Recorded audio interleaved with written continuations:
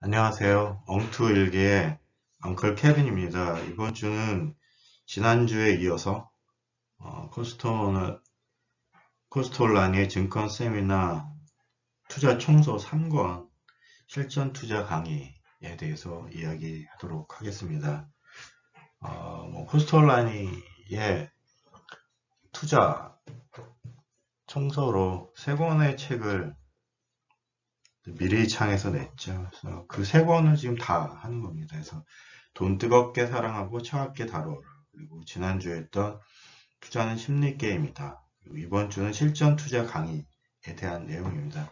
이 책은 코스톨라니가 한 100회가 넘는 증권 세미나 했던 내용들을 이제 문답식으로 이제 나름 주제별로 묶어서 정리한 내용들로 그냥 옆에 두고 읽을 만한 내용입니다. 물론 이제 오래된 내용이긴 하지만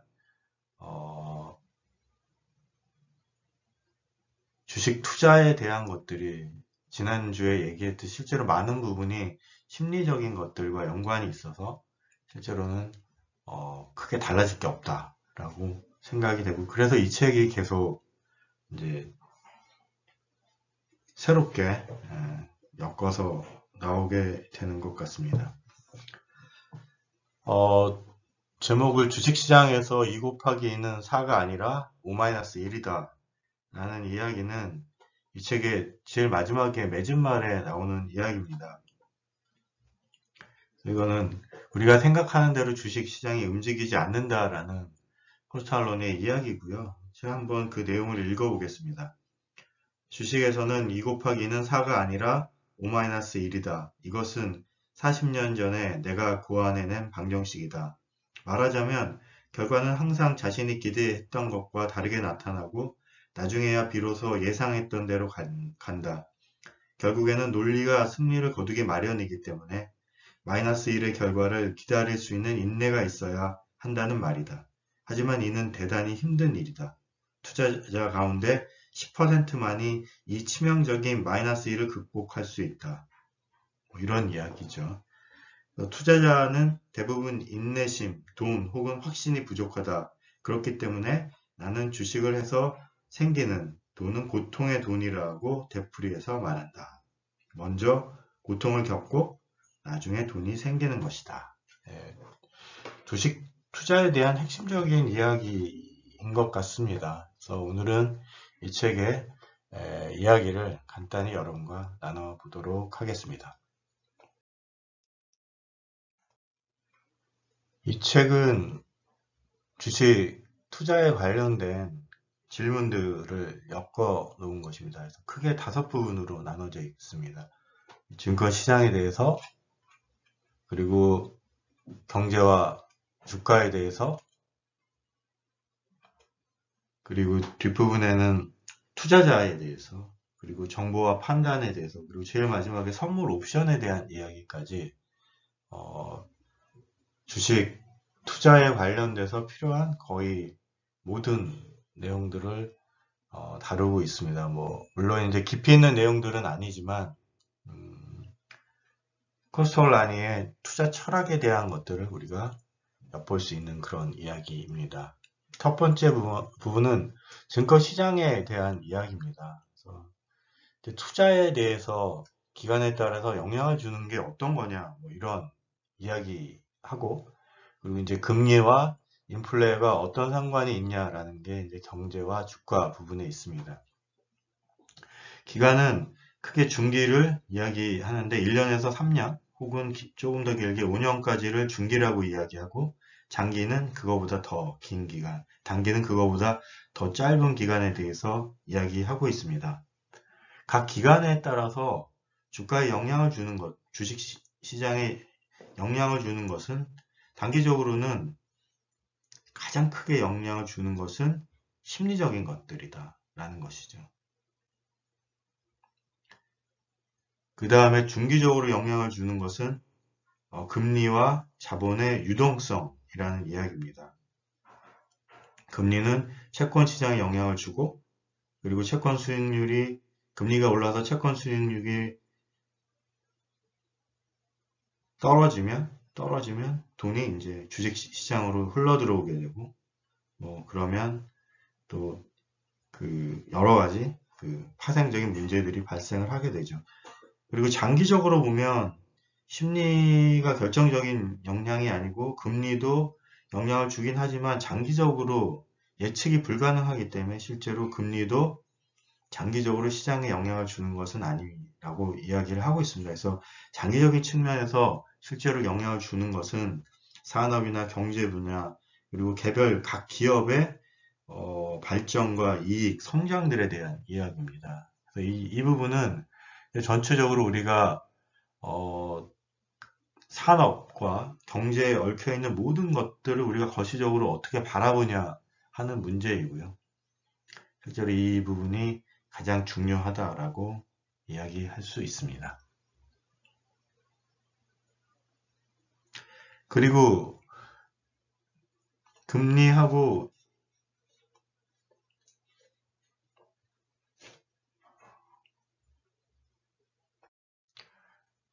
인플레에 대한 이야기를 하면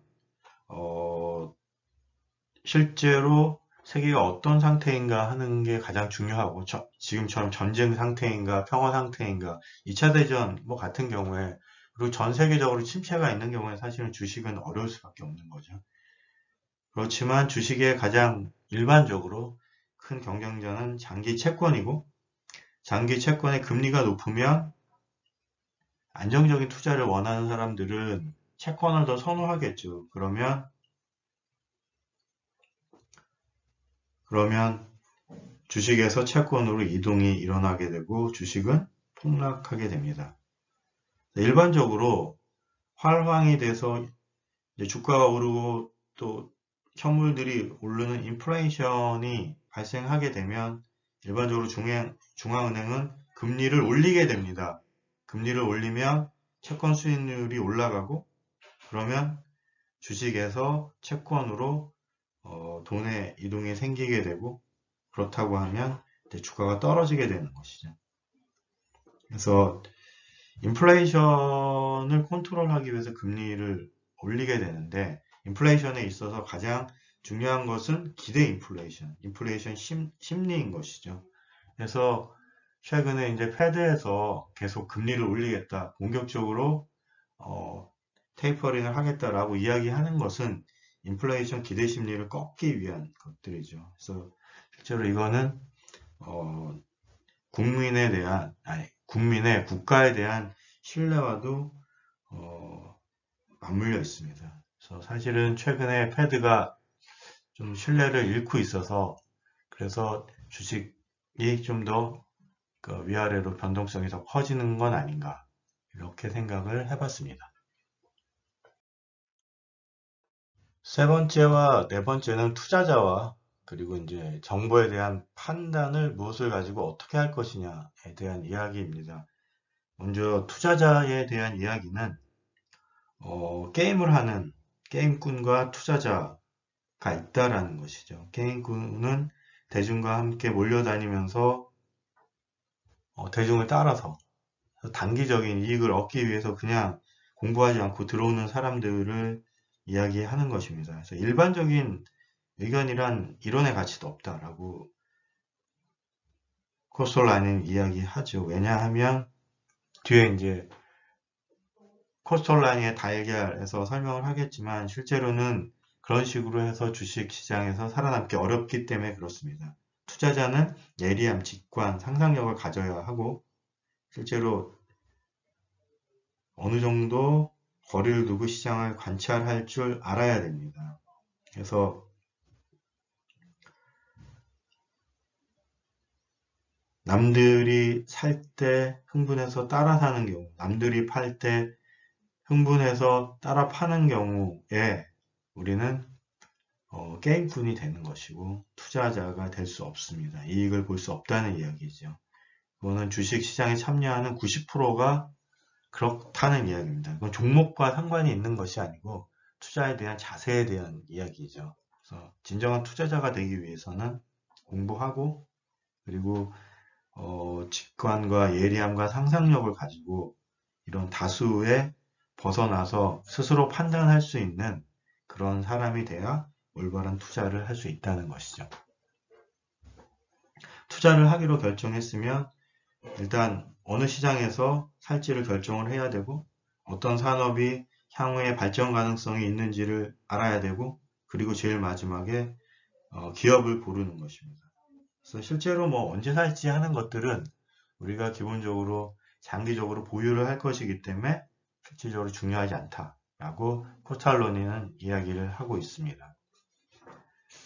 그리고 뭐 어떤 주식을 살 것이냐, 언제 살 것이냐, 언제 팔 것이냐 하는 것들을 우리가 비법이라고 이야기를 하고 여러 사람들이 이제 전문가들에게 소개를 받고 차트를 보고 그다음에 대차 대조표를 보면서 우리가 판단을 합니다.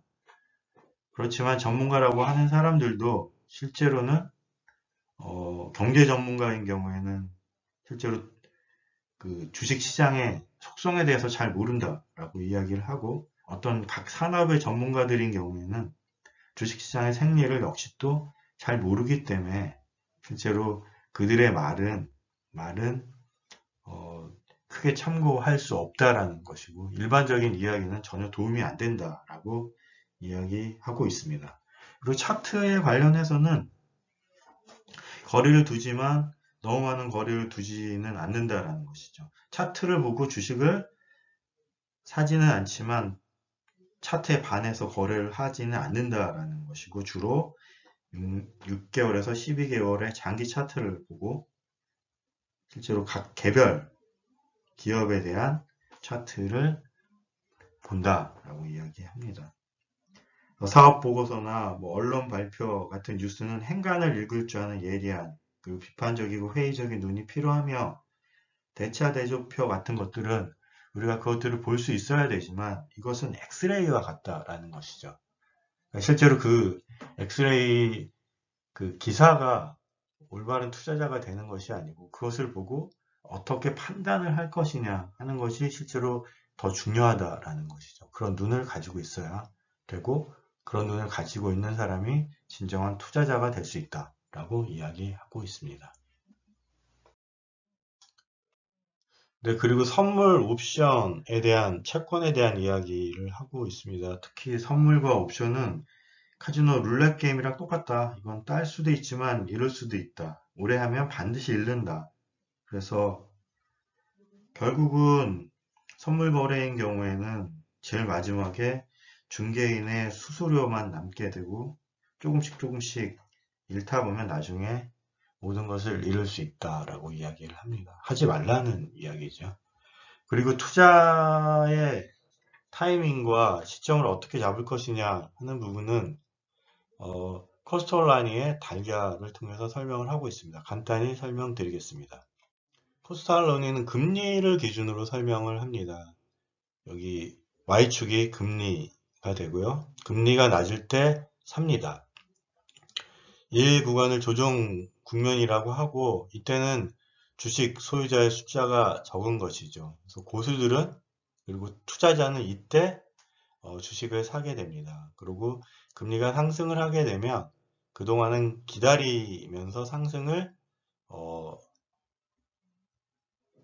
즐기게 되죠. 그 후에 이제 거래량이 폭증하면서 주식 소유자가 늘면서 실제로 투기자들이 많이 사게 되면 주가는 오버슈팅을 하게 되고 요 시점에 투자자는 매도를 한다는 것이죠. 이 시점에 판다.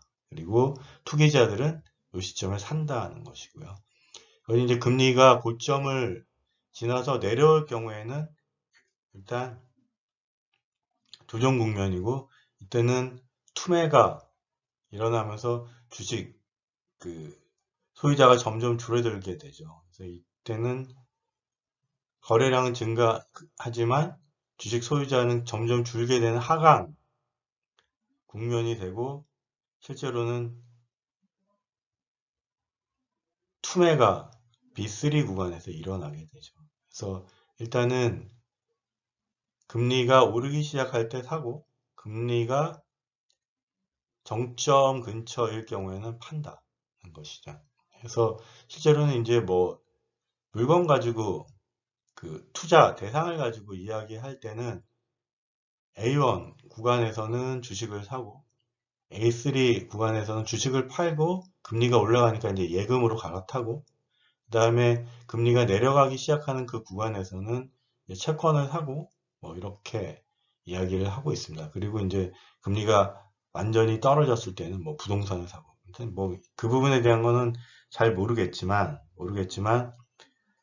A 국면과 B3 국면 그러니까 금리가 낮은 경우에는 매수를 해야 하고 E와 B2 국면에서 주가가 상승하면서 거래량이 이제 조금씩 늘기 시작할 때는 가지고 있고 거래량이 많아지면서 주가가 급등을 하는 그 시기에는 팔아야 된다.